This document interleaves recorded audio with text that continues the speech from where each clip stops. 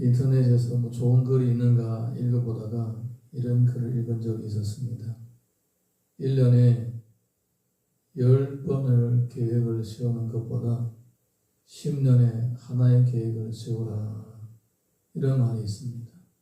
우리는 계획을 많이 세웁니다. 그리고 그 계획을 이루려고 아주 높은 마음으로 시작을 해보기도 합니다. 그런데 그 계획을 끝까지 이루지 못하고 중간에 포기하거나 아예 시작을 했다가 얼마 못 가서 포기하는 경우들이 참 많이 보게 됩니다. 그래서 흔히 옛날에 이런 말이 있죠. 쟁개비열정이다. 쟁개비열정이다. 이런 말이 있는 것입니다. 계획을 해도 목표를 만들어도 그냥 대충 하다가 끝내는 이런 모습을 보게 됩니다. 하나님은 그렇지 않으십니다. 하나님은 계획을 하시고 반드시 이루십니다. 그리고 하나님께서는 우리에게 인생의 목표를 보여주시고 비전을 보여주시고 사명을 보여주시면서 그것을 할 수 있는 은혜를 주십니다. 그래서 내가 주 안에서 나에게 주어진 하나님께서 허락해 주신 그 비전과 목표를 발견하고 주의 은혜로 또 계획을 세우고 이루어가면 내 능력이 아닌, 내 힘이 아닌 하나님의 은혜로 그 계획이 이루어지게 되고 목표가 달성이 되는 것입니다. 왜냐하면 우리는 이 세상에서 태어나서 이 세상 가운데서 살아가면서 이 세상의 방법으로 다 살려고 합니다. 그런데 이 세상은 그냥 사람의 안목의 정욕과 육신의 정욕과 이생의 자랑을 목표로 삼는 것입니다. 그런데 하나님을 믿는 성도들은 더 이상 이 세상적인 것을 목표로 세우고 살지 않고 하나님의 목표로 살게 되는 거예요. 하나님의 목표로 살게 되니까 하나님께서는 그 결과를 자신의 전능하심으로 자신의 지혜로 감당을 해주시는 것입니다. 그런데 이 세상에서는 그렇지 않아요.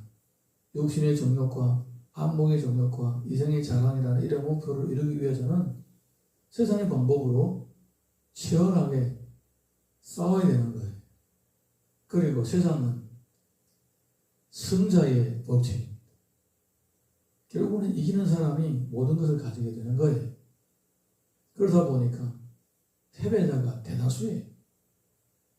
그러다 보니까 이 대다수의 사람들은 행복보다도 불행을 더 많이 체험하면서 느끼면서 살아가는 것입니다. 그런데 하나님의 법이 바로 이와 같이 세속적인 목표를 가지고 세속적인 방법으로 살아가는 인생 가운데 이 하나님의 계획이 이루어지는 거예요. 그리고 이 하나님의 계획과 목표를 이루어 가려고 하는 사명자들, 눈이 뜬 사람들을 찾고 계시는 거예요. 할렐루야. 그러면서 예수님이 이 땅에 오셨을 때에 직접 몸소 그것을 보여주신 것입니다. 이렇게 사는 것이 바로 세상에서 하나님의 나라를 이루어가는 삶의 방식이다 보여주셨습니다. 또 오늘 본문의 말씀이 바로 그 첫 걸음인 거예요. 13절에서 14절 우리가 다 같이 읽어보겠습니다. 시작. 때에 예수께서 갈릴리로부터 요단강에 이르러 요한에게 세례를 받으라 하시니 요한이 말려 이르되 내가 당신에게 세례를 받아야 할 터인데 당신이 내게로 오시나이까. 예수님께서 세례를 받으시려고 세례 요한에게 찾아오셨습니다. 그런데 세례 요한은 선지자라 자기 앞에 선 이분이 누구지 첫눈에 알아봤습니다. 성경의 다른 복음서의 기록을 보게 되면 세례 요한이 예수님을 보자마자 자기 제자들에게 이렇게 얘기를 합니다. 보라, 세상 죄를 지어가는 하나님의 어린 양이로다. 이렇게 고백을 합니다. 그러니까 세례 요한은 예수님을 보자마자 첫눈에 바로 메시아라는 것을 알고 알아낸 것입니다. 그런데 이분이 자기에게 세례를 받으려고 하니까 놀란 겁니다. 내가 당신한테 세례를 받아야 할 텐데 어찌 내가 당신에게 세례를 줄 수가 있습니까? 이렇게 얘기를 하는 거예요. 예, 이것이 바로 예수님이 세례를 받은 이유가 되는 것입니다. 예수님은 이 땅에서 이 세속의 방법으로 살려고 오신 것이 아니라 이 땅에서 하나님의 질서와 하나님의 방법을 이루어가시려고 오신 것입니다. 그 하나님의 방법과 하나님의 질서가 많은 경우 세속의 질서와 방법과는 충돌이 되는 거예요. 그런 가운데서 이루어가는 거예요. 그 세례요한 같은 경우에는 바로 자신을 내려놓고 예수님의 세례를 받아들이고 정말로 자기는 부족한 인간이지만은 주님이 말씀하셨기에 예수님에게 세례를 베풀게 되는 것입니다. 그러니까 예수님이 하나님의 나라를 이루어가는 이 일에 자신의 고집과 생각을 끝까지 주장하는 것이 아니라 오히려 내려놓고 순종하는 거예요. 순종하는 것이 가장 큰 겸손입니다.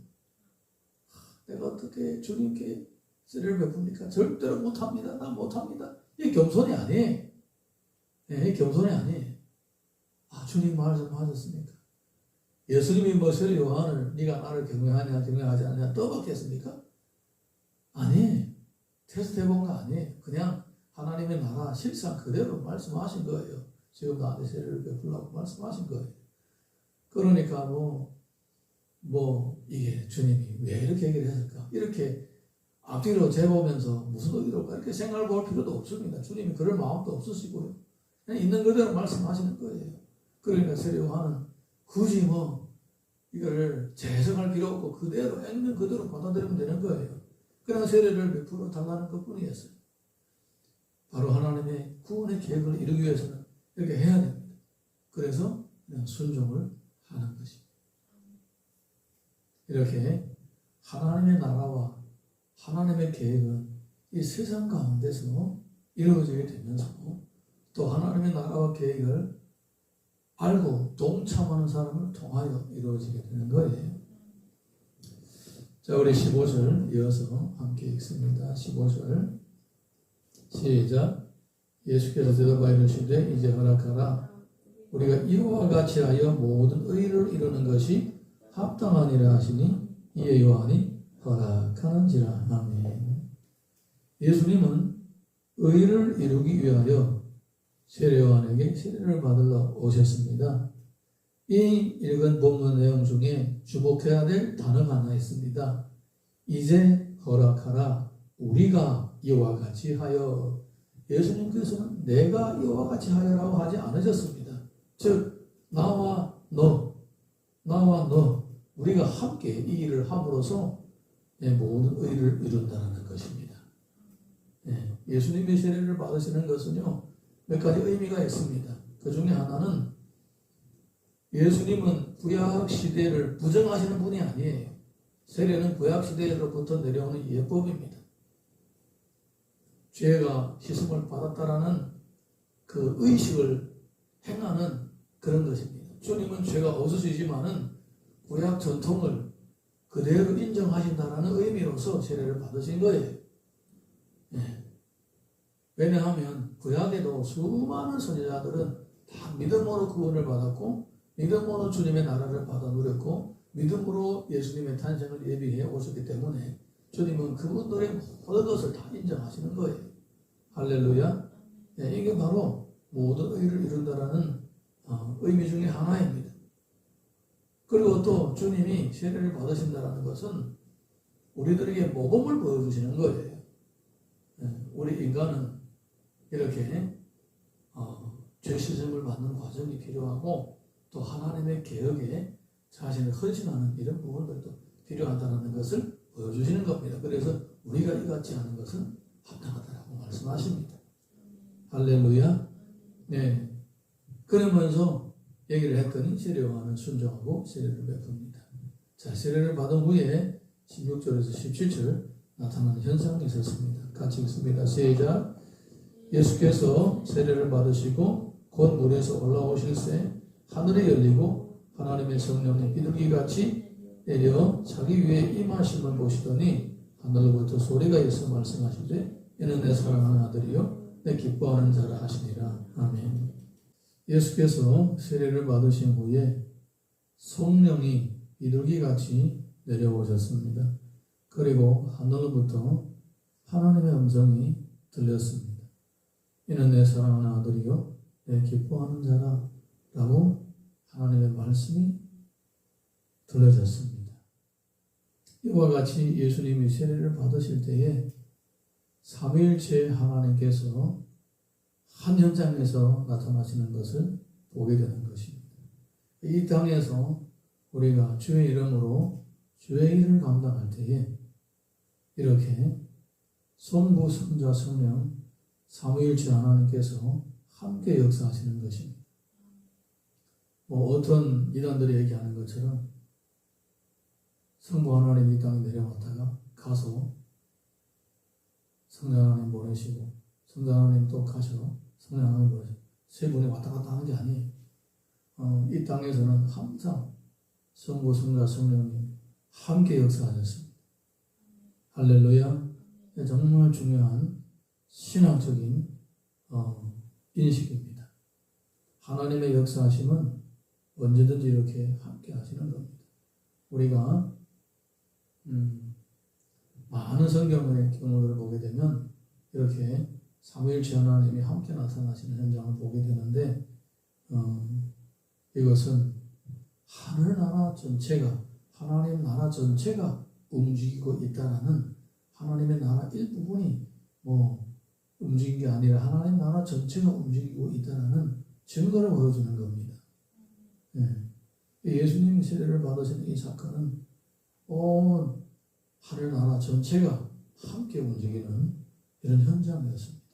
이렇게 우리가 이 땅 가운데서 우리가 살고 있는 이 세상 가운데서 하나님의 나라를 이루어갈 때에 하나님의 나라 전체가 함께 움직이는 것입니다.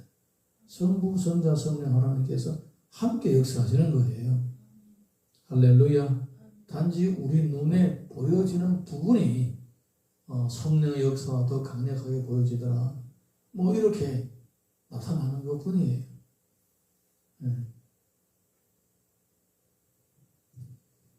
마태복음 6장 10절 보게 되면 나라가 임하시오며 뜻이 하늘에서 이루어진 것 같이 땅에서도 이루어지이다.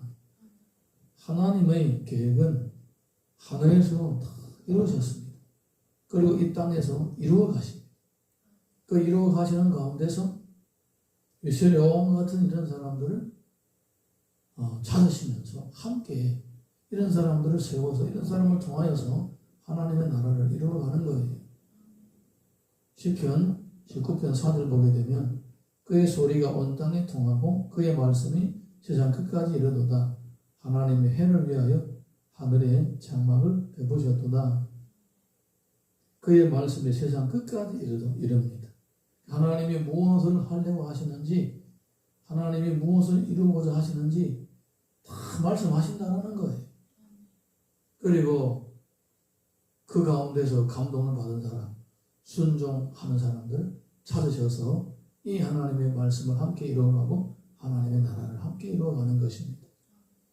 우리가 이 땅에서 살아가는 동안에 세속의 가치관과 삶의 방식을 따라서 세상의 목표를 세워서 세상의 계획으로 그 이루려고 하는 것보다 다 내려놓고